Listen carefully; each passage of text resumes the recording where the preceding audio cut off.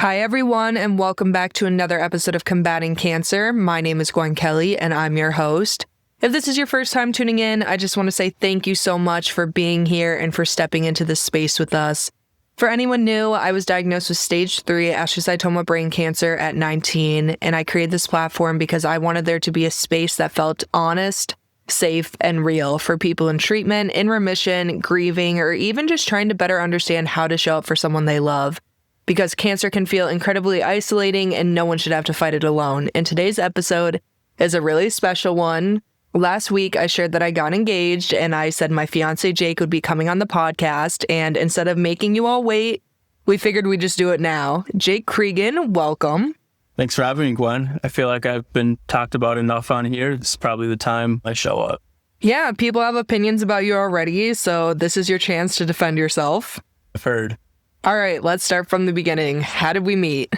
We actually met at our mutual best friend's birthday party. We did. Shout out Maddie Fuller. It was on March 8th, aka International Women's Day, or I like to call it Maddie's Day. And the craziest part is neither of us were supposed to be there. Yeah, I was actually supposed to be dog sitting. And I had scans the next day and I didn't even want to go. I remember trying to get out of it, like making every single excuse in the book. And my friends were like, no, you're going. I always say now that that day changed everything for me. I really did. And your big opening move was offering to hold my stuff. Didn't realize that'd become a full-time responsibility. Yeah, that was your first mistake, but we spent the entire day just talking, and at some point I told you I had cancer, which is not something I usually share right away, and your reaction was so genuine. Yeah, I just told you that you beat it, though. I remember thinking, you're here, you went through it, and you're still standing in front of me, living your life. That's what stood out for me the most, not the diagnosis itself. Yeah, that was different because a lot of people either freeze or don't know what to say or treat you differently after, but you didn't. Yeah, it never changed how I saw you. If anything, it just made me respect you more. That mattered more than I can explain because things got real for us pretty quickly because not even a couple weeks into knowing each other, you had your own scare. Yeah, I found something and I had to go get it checked out. And I remember that moment so clearly because it's one of those things where your brain goes straight to the worst case scenario, like instantly. I didn't really know who to talk to about it, but for some reason I thought of you right away. Wow, the only person you know that has cancer, you thought of me? Still kind of blows my mind though, because we barely really knew each other at that point. Yeah, but I trusted you enough and I knew you would understand in a way that not many other people really would. So I told you, and from that moment, you were just there, driving me to the appointment, sitting in the waiting room, and talking me through everything that I had no way of knowing. I remember sitting there and thinking, this is what my family feels like every single time I go in, because I've always been the patient. I've always been the one getting the news, but that day I was on the other side of it. Even though everything ended up being okay for me, and those hours before you know anything, they feel endless. I remember thinking, you live with this all the time. Yeah, I do. You got a reality check there a little bit.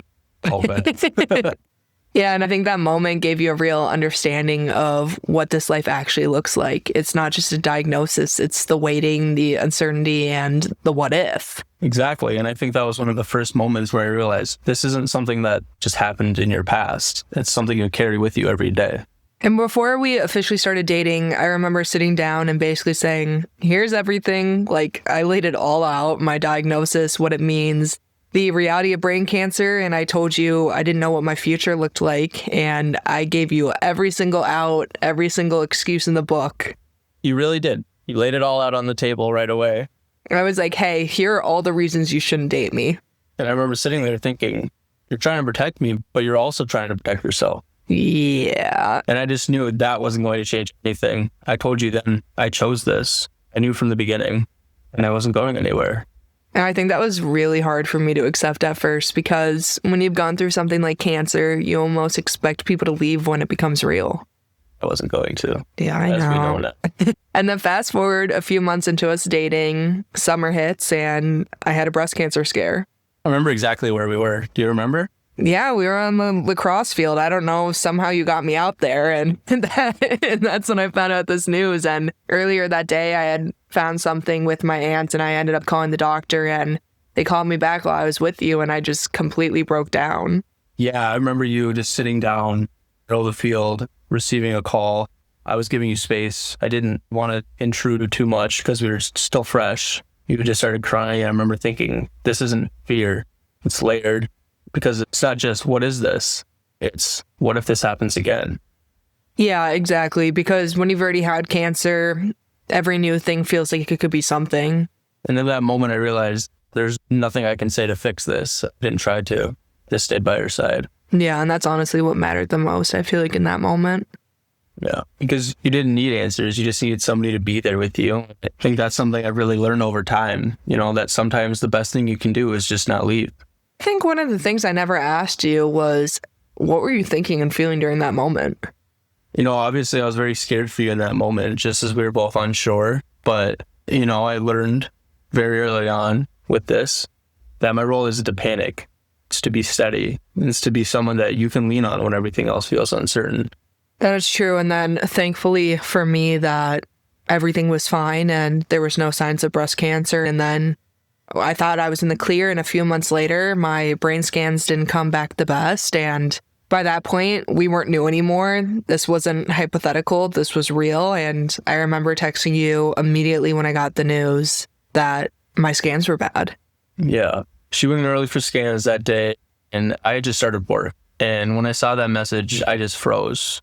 Because at that point, I understood what that meant for you. I knew it was very heavy, and I knew how heavy that day was going to be for you. Yeah. And the hardest part really was not being there for you.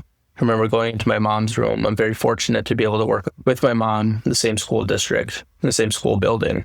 I just went into her room crying because I just felt helpless. There's nothing I could do for you.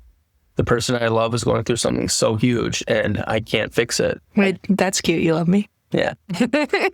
Yeah, I just think that's something people don't talk about enough. The people who love someone with cancer carry it too. Yeah, I mean, obviously you carry it in a different way, but it's still very heavy and very real. Because you're watching someone you care about face something you can't control. I think that was the moment where I knew that this is who I want next to me, because you didn't pull away, you didn't get overwhelmed and disappeared, you just stayed. And there's really no roadmap for when you first start dating someone of like, hey, I could potentially get bad scans. But it's like, I didn't know how you were going to react. And, I could think of different scenarios of how you were going to react or figure out every single outcome. But you stayed and you were still there. Yeah, I was never going to go anywhere. You couldn't get rid of me that easy. And I think something really important to talk about is how easy it is to feel like a burden. Yeah. I tried to push you away so many times. So many. I would say things like, you didn't sign up for this. I kept telling you, I chose this. I chose you. I think what people don't realize is loving someone is unconditional. It's not like, I love you as long as things stay this easy. It's, I love you, period, no matter what. Yeah, and eventually, after you telling me that over and over and over again, I started to believe that, and I do believe that. So I want to ask you, what would you say to someone navigating a new relationship where cancer can be part of it? I would say don't overcomplicate it. At the end of the day, it's still a relationship. Yes, cancer adds a layer, but it doesn't take away the foundation of what makes something real. If you care about the person, show up, be honest, be consistent, and don't try to be perfect. You're going to say the wrong thing sometimes, as you know very well. Yeah, you mean like when you told me that one of your dogs had cancer? I was trying to relate. That is such a typical, okay, for anyone listening, that is such a very typical thing right now. And he's giving me the eyes of why are we sharing this story? But when we had first started talking, he mentioned that, what was it, your family member's dog? He's kind of my dog. It was my grandma's dog, but we went and rescued him from Iowa together. Yeah, and he was like, yeah, when my dog Cody died from cancer, it was really devastating. And I was like, oh, that stinks. And then I'm thinking in my mind, okay, well, I have a list of 100 things that people have said to me when they find out I have cancer. And one of the main things is, oh, my dog died of cancer. So first big loss. Here's the thing, though. You didn't ever have anyone like really immediately affected with cancer in your life. No one close at all. And, all of you dog owners out there, love your dog to pieces. So that was the closest thing I could relate to. And that's where my mind went. Oh, I know where it is. I think it's sweet, but it just made me laugh because I was like, oh, you're one of those. Yeah. But yeah, like as I was saying, that's normal. And like what matters is that you stay. If you're somebody who is just waiting to open up to cancer like that, you're the one dealing with it yourself. I would just say the biggest thing is knowing it gets better. And having that person by your side, helping you out each and every day, and allowing yourself to have a person have that vulnerability and finding the right person to do that with you helps loads of when you're just going through that cancer. Yeah, I think also another thing that's super important is just having those conversations. Like, obviously, they're not fun. And especially, like, when you first start... cancer is, Gwen. And especially when you first start dating, like, obviously, you don't want to have to, like, shell out, like, hey, you know, I froze my eggs and I lost all my hair and let me show you all the wigs I have in my closet. You did really lay all that out right away. I did. I was honest and blunt about it because I was like, I don't want to sugarcoat this. This is, like, a huge thing of my life. And especially, like, having, like, the platform, too. If you search up my name, you see, like, cancer plastered all over it. So it's not like I could lie.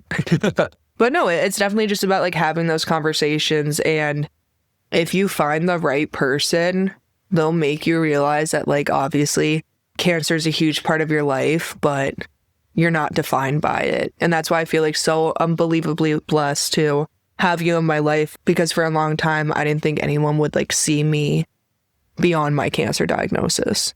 Yeah. I mean, I think that was just kind of something you used to cope, because what I've seen with you is you try to carry everything on your own. And once you let me in, it didn't make things heavier. It made things lighter. And at first, you just wanted to, you know, it would hurt less if you didn't have to worry about, what is this, too deep? No, No, it's fine. It would hurt less. You didn't have to have a relationship that ended because of your cancer. Yeah. So you never wanted it to get to that point. I think you're so hesitant to get into a relationship or to allow yourself to have that vulnerability because, you know, you wouldn't have to be told no because of cancer. And I think that would just make it hurt all the more. Yeah, I think it's definitely something where you start putting guards up because you're like, okay, if I'm the one that leaves first, it's not because they're leaving because of my cancer, which is, like, obviously a hard thing to admit to everyone that's listening to this. But what if I not, like, spewed out, like, crazy details about my life or inner thoughts on here? You always do. That's what this is for. I know, that's what it's for, but it definitely takes a different level of vulnerability to have those conversations, and just, you gotta let people surprise you sometimes because you can't always expect the worst answers, because I find myself a lot of times in situations where I think things are gonna go terribly wrong, and I jump to, like, what's the last letter in the alphabet? Z. I jump to Z, but it's really gonna be, like, C or something. Yeah. You're always more just to protect yourself. Yeah. Which is something I can gladly say you've gotten a lot better at. I know. I always tell you that you have to put up with my 7 different attempts to push you away. Turned out being 15. Yeah, well, I think it was like 7 in the first week. Yeah, I got through them. You did. Okay. Well, moving past the subject of stopping talking about this because I want to stop talking about my emotions. I want to let everyone know who's been listening that has been, like, hitting up our lines and texting us of when the date is, how did the proposal happen? Let's just go into the proposal. Yeah. Want me to start off with this? Yeah, go ahead. I knew Gwen always wanted something that would be very just intimate, the two of us. So I started off by surprising her with her favorite food. I'm not giving them a sponsor because they're not paying for our next one. It's not Jimmy John's, though, because... It's not Jimmy John's. For anyone that's listening, I went to Jimmy John's, like, every single day for 2 weeks. Yeah. And it got to the point where it was so embarrassing. Are they calling you by name?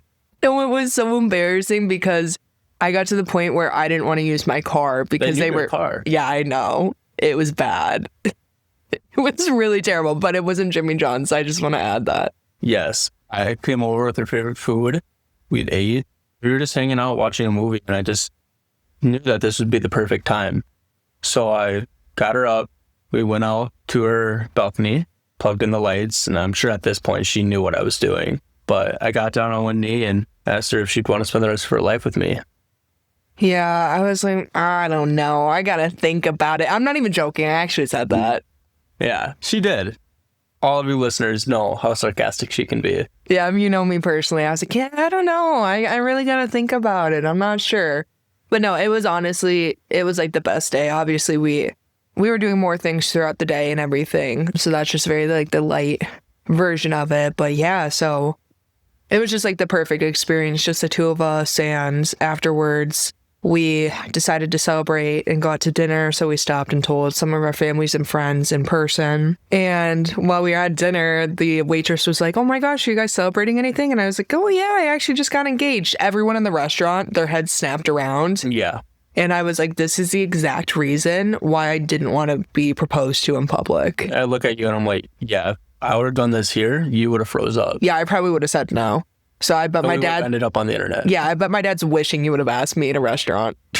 Too much so.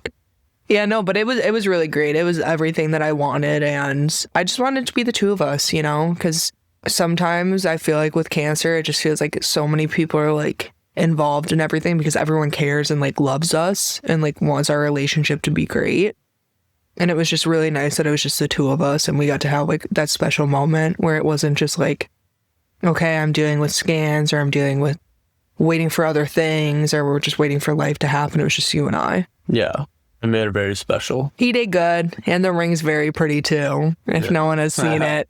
I'll take the applause, guys. Thank you. Thank you. Okay, wrapping up here. To everyone that's listening that is now thinking, oh my goodness, when is the wedding going to be? We wanted to get through Bloomy Minds, a gala for brain cancer research first, before we started diving into the entire wedding planning. So we're just waiting for that to happen. And then afterwards, we're just going to start enjoying being engaged and then let the planning come naturally. So we're definitely thinking 2027. But yes, no date has been set yet. Once it is, we will make sure to tell you guys because I know a lot of you are very eager to see what I'm wearing and see me look so beautiful. Yeah. Because we know we're getting this out soon, so we know they don't like to wait. I know they do not like to wait, but that's the best because the community is amazing. Yes. So is there anything else like you would want to add to anyone who's trying to like navigate a relationship with someone that's going through cancer of like just how you can support your partner or your spouse or your boyfriend or your girlfriend? Yeah, you're never going to say the right thing, especially when hard news is delivered, because there really is no right thing to say. Just being there, being honest and open with them and sticking by their side and doing whatever you can to make that load feel lighter, because there's nothing that can make it better except for support. Keep praying, keep letting them know that you're there for them. You know, when they don't want to get up, when they don't want to go to the gym, when they don't want to eat, you push them. You don't let them give into it, because giving into it really is what lets cancer win. Yeah, and I think there's also something I want to add too is when I had my brain scans that didn't come back the best, I really wavered in my faith a little bit. And I've been very open and honest about this. And you would literally show up to my place, grab the Bible and just start reading me Bible verses or chapters. And you're like, I don't care if you don't want to like sit here and do this. Like, we're doing this because everything's going to work out. God has a plan for us. But like, this is now not the time to start doubting. So I think it's very important to really lean into your faith. And especially if, you know, you're going through a hard period of time, just knowing that you have someone by your side that can keep reminding you of how good life can be and how much God has put into your life and how even during the hard times, like this is when you should truly lean on him. Yes, exactly. So yeah, I just wanted to add that because I always thought that was one of the best things that you've done for me and keep doing. He's smiling over here right now. Shh, don't tell them. Yeah, I think that's all, unless you have anything else you would like to add. That's all. Okay. I hope you guys enjoyed this episode, and I tried my best to get him on here as quick as possible. It was pulling teeth for a little bit, so. It was a weak one. I know. I was expecting to record it like the next day. Okay, anyways. Work happens. Okay. Okay, well, that is all I have for you guys today. Thank you so much for being so loving and supporting and all of the continuous prayers that you have for me and my family and this relationship and just everything that I'm doing with this platform. I truly appreciate it. I hope you guys enjoyed getting to know Jake a little bit more and still knowing that I'm the funnier one in this relationship and hearing this side of the journey. If this resonated with you, please share it with someone who might need it. And as always, if you or someone you know want to come on and share your story or have a business inquiry, my door is always open because no matter where you are on the journey, you are not alone. I will talk to you guys all next Wednesday and give you updates about how the gala went.